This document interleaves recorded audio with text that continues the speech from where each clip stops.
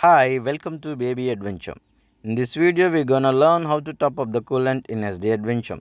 This is the coolant level before topping up, and this is the coolant level after topping up.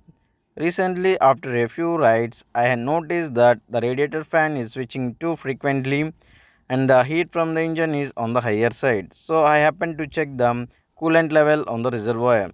So, the level is not visible in the video, it is somewhere below the minimum level. So I took a funnel and a container and a water level pipe to measure the amount of coolant that it takes to fill from minimum to maximum level. So I took a funnel and I made use of this water level pipe because at this angle we can't directly put the funnel and pour the coolant, it will spill out. So we need some flexibility here. I made use of this water level pipe, so it is a snug fit into the funnel. This is a small funnel, so it won't spill the coolant as it is a snug fit. So I made use of this container. It takes around 100 ml of coolant.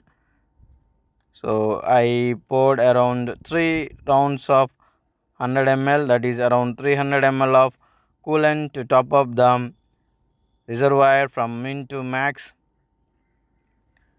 So the name itself says that is a coolant reservoir, means it is a storage. So what happens is when the coolant heats in the radiator and in the engine, there are vacuum packets forming. So that vacuum packet sucks the coolant from the reservoir and it flows through the engine galleries and the radiator too. So after cooling down, coolant comes back to the reservoir once again. If you fill somewhere closer to the max, the extra will be drained out from the drain pipe.